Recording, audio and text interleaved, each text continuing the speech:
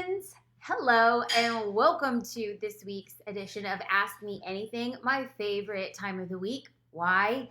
Because I am of the people and for the people, and I love answering questions. So the way this works is you submit questions in advance, the entire crew upvotes for the questions that they find the most important, and I also will get into those answers and your questions live. So as questions are coming up for you, feel free to leave them here because Paige and JD are on deck, ready and waiting to get this party started. So let's dive in with a juicy one from Debbie. She says, Instagram caption question. I'm a photographer. I don't want to be that person who captions everything with, last night with the ex family was so fun, and so on. I want to use engaging copy and include things about my life too. Is it rude or odd to post a senior or family photo and not have the caption be about them? Normally, I fall back on using inspiring quotes as captions, and I know that's not effective either. Well, Debbie, I'm so glad you called yourself out because, friends, let me tell you, those captions of inspirational quotes, or even better / worse that photographers use is, I'll let the photos do the talking. Baby boo, photos don't talk, you do. It's time to write some good captions. So how do you get people engaging with you? Well, good copywriting, like a hook in an Instagram caption at the beginning of your post, gets followers to the CTA, the call to action, at the end. So just as a brief recap, a call to action is asking somebody to take an action on your behalf. That's like this post, leave a comment, sign up for my newsletter, have you registered for my online class yet? Call to action, the thing you want them to do. So if you want people to engage with you and you're using that as your call to action, you first gotta hook them in at the beginning so they actually read your post. Because what is the use of a post if people aren't reading? So we're gonna get into 3 Instagram hooks, starting with number 1, to identify a specific audience. For example, hey, calling all dog lovers. Okay. So what we want to do when it comes to writing good captions, this is on Facebook, this is on LinkedIn, this is on Instagram. A hook is going to make somebody click on the read more so they can see more of the post. Now, a good way to get a hook is to identify a specific audience, because right now you and I are talking, and what if I started off this conversation by saying, hey, calling all dog lovers. What you would do is if you liked dogs, you would want to pay more attention to me. And if you were like a total cat lover, you're like, probably not for me, which is totally fine too. But what you're doing is you're self-selecting an audience that is going to be more likely to engage with you. So that was number 1. Number 2 of 3 is a juicy share. Have you ever started off an Instagram comment or an Instagram post with, can I share a secret? A juicy share is kind of like that salacious reality television. I want to know more about this. So starting off your captions with, can I share a secret? Or I've never admitted this before, but, or one of the things I'm so embarrassed of and I'm not quite sure I want to share. And then people are like, oh, I want to read more about that, right? We want to get into why somebody would want to read more. So number 1, identify a specific audience. Number 2 is a juicy share. And number 3 is ask an engaging question. And please note, I didn't say ask a question.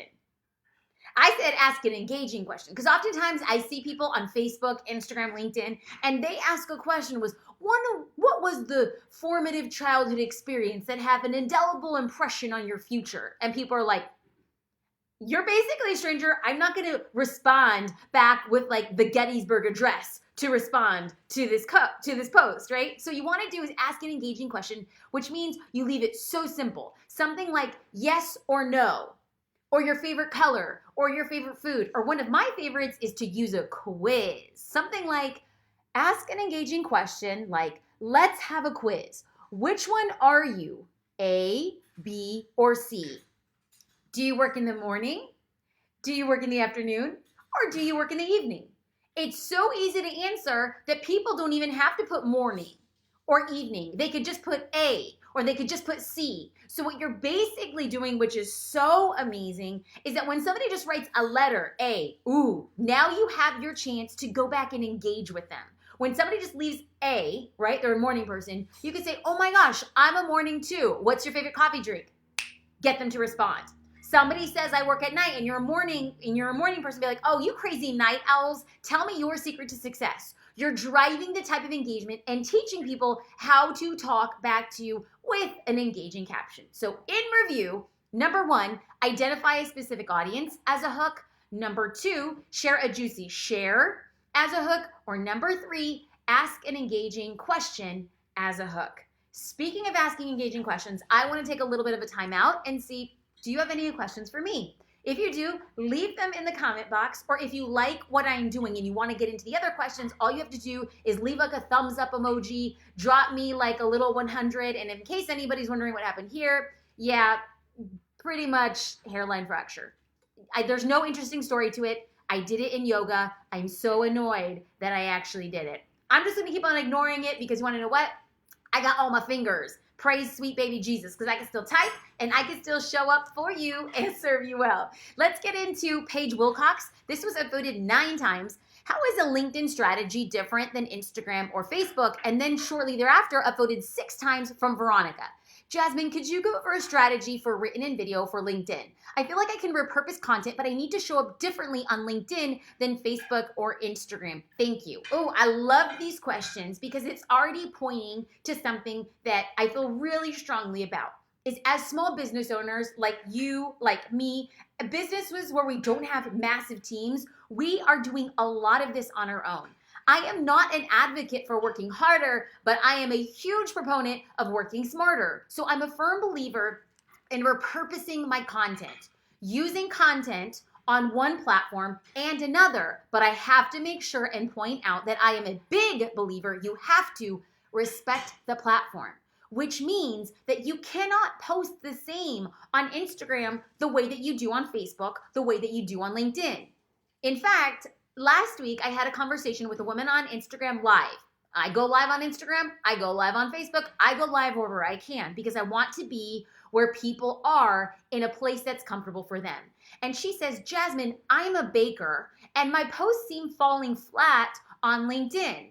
And she said she was just using her Facebook content exactly over to LinkedIn. And I get why she was doing that. I have even said that LinkedIn is Facebook for business people. People are scrolling LinkedIn the way that they do similarly to LinkedIn. But I said, if you're just copying your content, you're not respecting the platform and speaking to the people that are there. So we have to ask ourselves, who's on LinkedIn? Business people. Business people are on LinkedIn. So if she's getting content that performs really well on Facebook, like her baking techniques, setting up for the holidays, her favorite grandma's recipe, that works really well on Facebook because Facebook is conversational, it's very friendly, but that type of content on LinkedIn is gonna fall flat because people aren't there necessarily for your grandma's recipe. But I said, you can get the same post and just contextualize it for the platform, which means you could still be talking about your favorite recipe and you could still be talking about your cookies. But what you have to do is lead in a post on LinkedIn about business. What are the best cookies to take to the office during the holidays? What type of cake is going to stay best in a team break room without refrigeration for your friend's birthday at the office? What are the best ways to take in cupcakes that prevent germs from being spread in the workplace? Same content, but contextualized for a business platform. Now, not every business needs to contextualize in the same way. When you're going from a baker, like what the heck is a baker going to be on LinkedIn? But now we have talked about her changing her context so that it fits well on the platform, which she started doing, and she started seeing really good results. So shout out to Alexis. I don't have to change it or contextualize it too much. By and large, I am talking about creativity. Creativity from being a small business owner, creativity in regards to Facebook and Instagram and growing your business. Well, good, lucky for me, I'm talking about building a business and people on LinkedIn want to know how to build a business. I don't have to contextualize it or change it too much, but I'm also leaning real deep, less on my personal life on LinkedIn and more about helpful tips. Okay, so if you found that helpful, can you let me know? Because if you guys want to go deeper into my strategy and approach for LinkedIn, I am here for it. But on that note, let's get into a question that was upvoted 8 times by Missy. I'm all about community over competition. But where's the line where the mentoring and the classes that you paid for and implemented is now something that your competition wants to know more about because they struggle in that area? I'm not one to hold back from helping, but this makes me wonder about boundaries between business owners. So I really liked this question, and other people wanted to know it too. Like, hey, I'm paying for content, I'm getting better, and somebody else just wants to come to me and get it.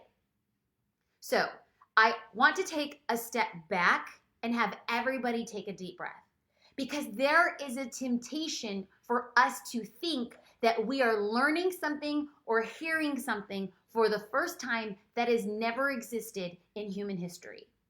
And I am here to tell you, rest assured, there is nothing new under the sun. And there is nothing that nobody can learn from Google. The fact that you paid to learn it from something doesn't make it special or unique. It means that you paid to hear it from somebody in a certain way that resonates with you. So if people are on your jock to be like, hey, tell me the next big thing, I want you to rest assured that they are going to get a diluted version of the thing that you paid for to hear from a certain person. So while other people are asking you questions or asking me questions, I am less concerned with people copying my past and fully focused on defining my future. Do I need to say that again for the people in the back? People be so busy copying my past. I am too busy focused on my future for me to care about it. I believe that one of the greatest things that I have done in my business, now I am not saying everybody needs to do that. I'm just saying my conviction. My conviction is I share everything I know. I pay $10,000 to go to an event to learn about the newest business things, and I share it. Why? Well, number one, I build a community around people who trust me to say, what's the newest next best thing? So I pay to get educated and I share it with my community. And I will sometimes share everything I know out online too. I show up on Facebook every single day. I go live once or twice a week. I go live on Instagram once or twice a week. I create YouTube videos 3 times a week. I tweet once a day. I'm on LinkedIn 5 days a week. Why? I'm sharing what I know. Why? Because I am unafraid of that everything I know. You decide to listen, but very few people do. So you are concerned with sharing what you know, but I am here to tell you that I show up and share everything I know every single day and twice on Sunday, and 1% of the people are actually taking action. I could bring you in my business for 30 days and show you everything I do backwards and forwards. I can give you my bank accounts. I can give you my education. I can give you my quote unquote secrets, even though those things don't ever exist. So when anybody wants to tell you secrets, they're telling you wrong. And it wouldn't matter because nobody can do what you do, how you do it, period, the end. You and I can sit under the same person at the same time, at the same moment in history, and guess what? We're going to get different outcomes. Why? We're different people, and the way that we show up is different. So while other people are be stressing about the past, I'm so concerned with my future that you can waste time doing what I did yesterday, but I'm focused on what I'm doing tomorrow. Let's clap that up. Okay. See, I'm out here shouting and I'm losing my voice. Am I losing my voice? I feel like I might be losing my voice. Okay, so let's go in and let's dive into another question from Susan. Susan asks, so I have a big idea. It's a great idea and one that will take a lot of work and probably a great deal of my time, things I'm so not afraid of. But as I start breaking down tasks to smaller, more manageable parts, I am beginning to think I am biting off more than I can chew. I'm second guessing the entire project now. How do you deal with times like this? So Susan and anybody else who gets overwhelmed at the prospect of building out a project and then you realize, oh my gosh, this project's bigger than I imagined. I want to tell you, number one, that's how it works. Because every good idea requires a lot of good follow through. So Susan, this is the time that people give up. Right here. When they get overwhelmed and when they don't have the answers and they don't know the outcome, they stop. But not you, Susan. You're saying, whoa, I bit off more than I can chew. What do I do now? I am saying, don't quit. I am saying, if you love this idea, that passion is going to push you through this hurdle. So if you're saying, I love it, I believe in it, okay, Jasmine, now what? I do not want to waste time with people who are not going to take action. So Susan, if you say, I've already given up, I don't want to do it anymore, it's time for you to turn your computer off. But anybody else who's still here and they want to know, I bit off more than they can chew, but I really believe in this project. What do I now do now? I'm going to tell you, this is what you do. You create an MVP, minimum viable product. I want you to ask yourself, of this big project, what is the bare minimum that I could put out into the public to get initial feedback on that? And in our team, we used to call it MVP, minimum viable product. But then our developer said, I don't want to call it a minimum viable product. What if we call it a minimum lovable product? Like, what could we put out that we love, but we know isn't perfect? What could we put out that we love, but isn't done yet? So if you're sitting here and you're like, wow, I really need to put something out, I want to challenge you and invite you to see if you could put out a minimum lovable product. I believe that the best things that I have done in my business is not put them out when they're done.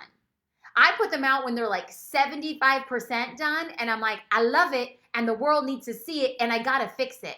But you will spend more time trying to fix your project on your own than putting it out in the public and having 10, 20, 100, 1,000, 100,000 people see it and be like, whoa, that really sucks. You gotta fix it. I would rather save time than my ego. I would rather save time than be concerned what other people are going to say, because I do not ever think I'm going to put something out perfect. I spent too many years trying to put out what I thought was perfect, and when I put it out, people are like, that sucks. And then when I put something out at 75% and I was like, that sucks, and people said, that sucks, I'm like, yeah, how do we fix it? Saving time, I got my ego in check, and there we are, ready to do the dang thing that we do. So in that regard, I want you to say, I am ready for more. I am unafraid of what people are going to say, and I am unafraid of the thing. Ooh, sorry, I got my phone on. I got my audio is up too much. What I want to do right now is I want to look at. Oh, Veronica says yes, MLP. Put it out, 70% done. And Jane says you got this, Susan. See, this is what I love about this party. We all be here talking back to each other. Okay, so Veronica says yes, you're doing it. Yes, she is, y'all. Yes, she is. Okay. So I want people to come out here and leave your questions like Heather. Heather says, what if you're a perfectionist and you have a hard time putting things out that are unfinished, so you end up holding yourself back because you're trying to make it perfect as what you are happy with? Heather, I want to tell you straight out as your homegirl that perfection is an illusion. Perfection doesn't exist. And here's the worst part, or the best part. Perfection is subjective. You are going to spend all this time trying to make it your version of perfect, and you'll put it out in the world, and 1, 10, or 1,000 people are going to say, that's not perfect, that's terrible. And you're like, it's perfect. And then you could put something out that takes half of your energy and half of your chutzpah and half of your belief, and somebody looks at this and says, oh my God, this is the most perfect thing I have ever seen. That's life, boo-boo. Perfection is just procrastination in disguise. That's what this is. So you're sitting here concerned with making it perfect, but it doesn't exist, so you're chasing a ghost. I'm sitting here saying that people say that they're perfectionists, but what they really are is afraid of being judged. Now, I don't know, Heather. I don't want to rub you the wrong way, but I've been around the block a little bit. On the inside of Social Curator, there are over 6,000 people on the daily inside of our Facebook group. And whenever somebody says I'm a perfectionist, we've all been trained to be like, uh-oh, we got a perfectionist. This is a person afraid of being judged. And because we're so afraid of what people are going to say about the thing that we love that we put out, we say, oh no, I'm holding back to make it perfect. But how long are you going to hold out? Because there are other people who are doing the same thing you are doing and putting it out in the world and letting other people judge it and letting other people fix it and letting other people love it. That their business, their passion, their calling, their mission, their whole ideology is growing and yours is staying the same. Why? Because you're a perfectionist when we know it doesn't exist. So Heather, I say this in love, but I also speak the truth. Put it out. Put it out scrappy, put it out ugly, put it out unfinished, and let the world fix it. Let the world be part of your journey. Let the world stand up and say, this is terrible, let's make it better, or we love it when you don't think it's perfect. Heather, I mean that in love. Okay. I'm out here, and I hope, Heather, you did not click away because I was just being so mean to you. But Monique Morris is out here saying, preach. So if this message ain't for Heather, then it's for Monique, and I received that too. All right. One thing I want to be very clear about is if you guys like the conversations that we have going on, and you're like, I'm always missing these Facebook Lives, I don't know how to get there, I want to encourage you to jump in on the Jasmine Star Show. Yes, y'all. It's on Apple, Spotify, Google Play. That is my podcast. So if you want to take these types of conversations on the road with you, where I do coaching, where I talk about business strategies at the gym, while you're making dinner, in the carpool line, driving safely with your earplugs in, not listening or paying attention to the radio, be sure, because I would love to see you there. Okay, Kristen says, there's no such thing as perfect. This has been something I've been trying to learn. I feel, Kristen, thank you so much, because I could not end this conversation any better than that sentiment. So, number one, perfection doesn't exist. Number two, put it out in the world so people can fix it. And number three, do not let somebody's judgment of you stop you from doing the thing you have been called to do. There is the possibility that you bit off more than you can chew. But guess what? You're going to focus on your minimum lovable product. And then you're going to put it out in the world and you're going to fix it. The best entrepreneurs aren't those with the best ideas. They're simply those who are unafraid of judgment, put it out in the world, and continued making it better. For those of you guys who are listening and watching now, my big push to you, friend, continue making it better. Much love, y'all. I will see you guys next week.